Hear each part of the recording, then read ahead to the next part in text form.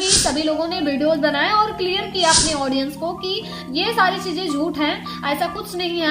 आप जितने बार चाहो उतने बार अपनी YT स्टूडियो को खोल सकते हो, उससे आपके व्यूज पर, आपके चैनल पर कोई इफेक्ट नहीं पड़ता है। ये बड़े क्रिएटर्स जो है क्लियर कर दिए हैं। लेकिन इससे रिलेटेड एक बहुत बड़ी चीज जो बड़े क्रिएटर्स अपने जो क्रिएटर्स हैं उनको नहीं बताया, यानी कि एक प्रकार से भूल कहें या कुछ भी कहें, जो बड़े क्रिएटर्स अपने क्रिएटर्स को नहीं बता। YT स्टूडियो जो है इसीलिए दिया गया है कि आप अपने चैनल को एनालाइज करो, कि यानी कि जो वीडियोस आपने बनाया उसे एनालाइज करो कि उसका क्या पोजीशन है, साथ साथ उससे प्रेरणा लेके आप नई वीडियो को बनाओ। तो अगर आप वीडियोस को देखोगे नहीं, अपने पुराने वीडियो के एनालिटिक्स को नहीं देखोगे, तो आप नई वीडियो कैसे बना सकते हो? इस बात से मैं भी सहमत हूँ।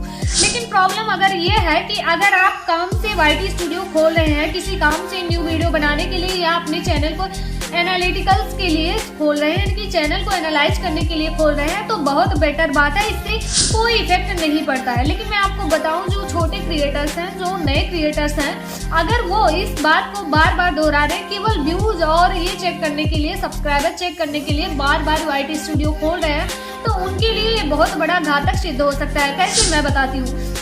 आपको पता है YouTube पर काम करने के लिए बहुत धैर्य की जरूरत होती है, यानी कि YouTube पर ऐसा नहीं है कि आपने पहला वीडियो बनाया और उस पर ही लाइक, कमेंट और सब्सक्राइबर सारी चीज आने लगे, यानी कि वो वीडियो चलने लगी या व्यूज आने लगे, ऐसा बिल्कुल नहीं होता है। पहले YouTube पर आपको काम करना पड़ता है, विश्वास रख के सही तरीके से काम करना होता है, फिर धीरे धीरे करके आपका चैनल ग्रो होना स्टार्ट होता है, यानी कि ऑडियंस के बेस पे ग्रो होता है। अगर ऑडियंस आपको पसंद करती है, उसके बाद ही आपका चैनल ग्रो होना स्टार्ट होता है। तो ये धैर्य जो चीज है ना, बहुत बड़ी चीज है और इसे बनाए रखना बहुत बड़ी बात होती है। आधे से ज्यादा क्रिएटर्स इसीलिए सफल नहीं हो पाते क्योंकि उनके अंदर धैर्य नहीं है। जब हम एक वीडियो अपलोड करते हैं और बार बार उसे देखते हैं, बार बार उसे देखते हैं कि व्यूज आए कि नहीं, सब्सक्राइबर बढ़े कि नहीं, तो उससे क्या होता है, हमारे अंदर निगेटिविटी का जन्म होता है। यानी कि हम जो धैर्य रखकर काम करना चाहें, अगर ये चेक करते रहे कि कितने सब्सक्राइबर हुए, कितने व्यूज आए, हमारा चैनल आगे गया या नहीं गया, सारी चीजें अगर हम बार बार कर रहे हैं, तो वो हमारे धैर्य को इफेक्टिव करता है, हमें काम करने से वो रोकता है आगे। क्योंकि जब बार बार हम देखेंगे और उस पर कोई रिस्पॉन्स नहीं आएगा, तो आपको यही दिखेगा कि हमने इतनी मेहनत की और कोई भी फायदा नहीं हुआ,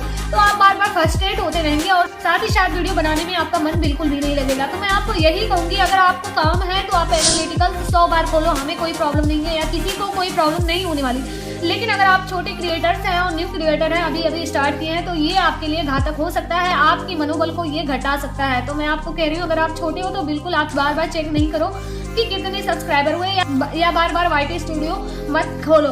मैं तो यही कहूंगी, जिससे आप अच्छे से अपने काम को कर सको, धैर्य के साथ अपने काम को लंबे समय तक कर सको। यूट्यूब की तरफ से ऐसा कोई नियम नहीं है, ऐसा कोई कानून नहीं है, क्योंकि YT स्टूडियो दिया ही गया है उसे चेक करने के लिए। जब लोग ओपन नहीं करेंगे तो कैसे वो कैसे काम करेंगे, आगे कैसे एनालाइज करके कैसे करेंगे। तो मैं आपको यही कहूंगी कि आप चेक करने के लिए मत खोलो, लेकिन अगर कोई वर्क है तो आप जरूर खोलो। Thank you so much. मेरा यही संदेश है कि जब आप स्टार्टिंग में हो तो बार बार ऐसी गलती ना करें जिससे आपका मनोबल जो है कम हो। हालांकि बड़ों से दिक्कत ही होती तो YT स्टूडियो दिया ही क्यों होता। तो मिलती हूँ नेक्स्ट वीडियो में, और यूट्यूब से रिलेटेड सारे प्रकार की वीडियो हमारे चैनल पे पड़े हैं, आप देख सकते हैं। Thank you so much.